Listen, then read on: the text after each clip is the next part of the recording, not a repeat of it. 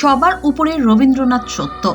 বাংলা তথা বিশ্বের গর্ব কবিগুরুর প্রতি শ্রদ্ধা জানিয়ে তার সৃষ্টি বাংলার মাটি বাংলার জল গানকে রাজ্য সঙ্গীত হিসেবে বেছে নেওয়া হয়েছে। মুখ্যমন্ত্রীর এই প্রস্তাবে সাড়া দিয়ে সর্বসম্মতিক্রমে রাজ্য সঙ্গীত হয়েছে বিশ্বকবির এই গান। তবে গানের কথা সামান্য বদল করা নিয়ে বিতর্ক তৈরি হয়েছিল, কিন্তু সেসব বিতর্ক বিরোধীদের যাবতীয় কুৎসা উড়িয়ে বছরের শেষ দিন রবীন্দ্রসঙ্গীতটি সম্পূর্ণ অক্ষুণ্ণ রেখেই তাকে রাজ্য সঙ্গীত হিসেবে আনুষ্ঠানিক বিজ্ঞপ্তি প্রকাশ করল নবান্ন। মমতা বন্দ্যোপাধ্যায়ের সরকার বুঝিয়ে দিল শেষ কথা রবীন্দ্রনাথই, তার সৃষ্টি নিয়ে যে কোনো বিতর্কের অবসান ঘটানো হবেই।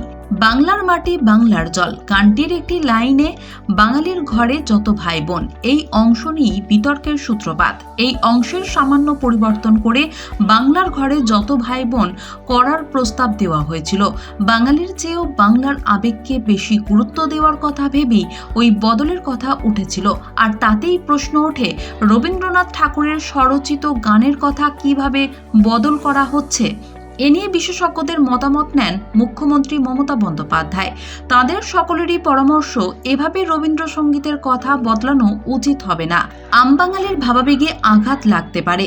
তাদের পরামর্শ অক্ষরে অক্ষরে মেনে নিয়ে রাজ্য সরকারের গানের কথা সম্পূর্ণ অবিকৃত রেখে বিজ্ঞপ্তি জারি করল রবিবার।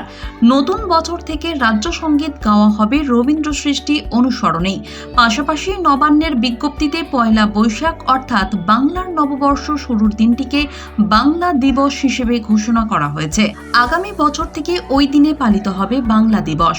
রবিবার নবান্নের এই বিজ্ঞপ্তি দেখে খুশি আমবাঙালি। সরকার যে বিতর্কের ঊর্ধ্বে উঠে বিশ্বকবিকে যথাযথ সম্মান দিয়েছে, তাঁরই সৃষ্টির মধ্য দিয়ে তার প্রশংসায় বিশেষজ্ঞ মহল।